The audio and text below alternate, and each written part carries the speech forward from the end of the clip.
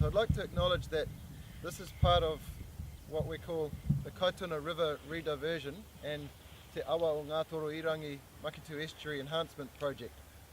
So this work is one of the early parts of it, and the two main things that we're celebrating today are firstly the blessing and the opening of this bridge, and I'll tell you why that bridge has been built shortly, and also the removal of a causeway which until a couple of days ago blocked Papahikahawai Creek between here and the other side. Kia ora. And since 1963 has been blocking tidal flows from getting into this 13 hectare part of the estuary, as has been said in our other speakers' kōrero. I want to acknowledge the Papahikahawai number 1 and 2 Trust and Wharekone Hutemoni especially. Thank you. We've been in partnership, or the Trust has been in partnership with the Regional Council since 2012, I think we started talking about this, wasn't it? Yep. And so the trustees have agreed to stop dairy farming on the island and are in the process of revegetating the whole island in native plants. And so last year, Ngāti Whakaue and other tangata whenua and local community groups planted about 6,700 plants on the island. That's this woman here, Maria. Maria? Yep. She was the leader in that one. Kia ora.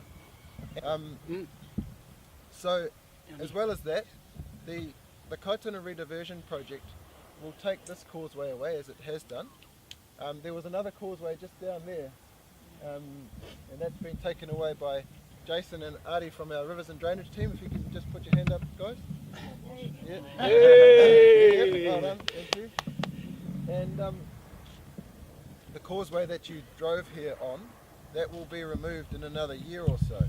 But we didn't want to do all of that at the same time, partly because we still need access to the island, and partly because after 54 years there's a lot of algae and muck in this Papahikahawai lagoon, and we wanted it to flush out gradually and over the winter period. So that's why we're standing here in the frost rather than standing here in high summer, so that the algae and so forth can make its way out to the east into the open ocean during the winter time.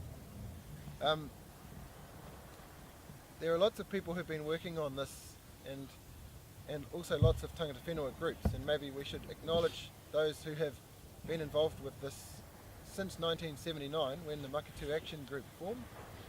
And I can think of a few, including the late Pia Kerr. She called for this, I think since 1979. Barry and Aroha Wilkinson, are they here today? No? No. So they've been fighting for this for a long time. The Bennetts, Raywin Bennett, when she was a councillor, Pia's here today.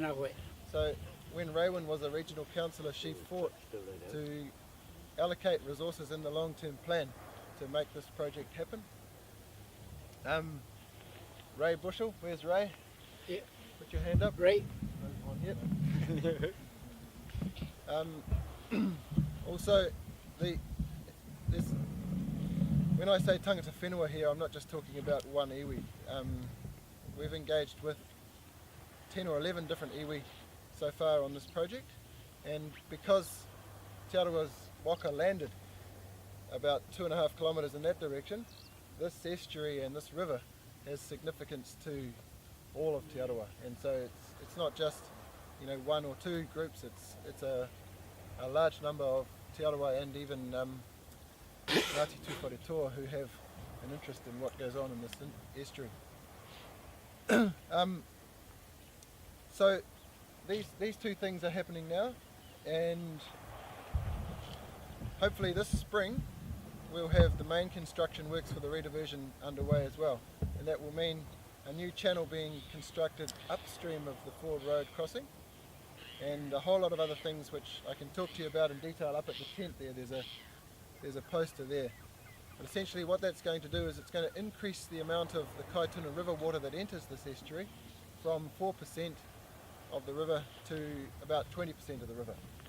And what that will do, it will increase the health of the estuary by providing more oxygen, more flushing, and lower temperatures. And those things will allow invertebrates and the right kind of plants and animals to recolonise areas that they've been lost from.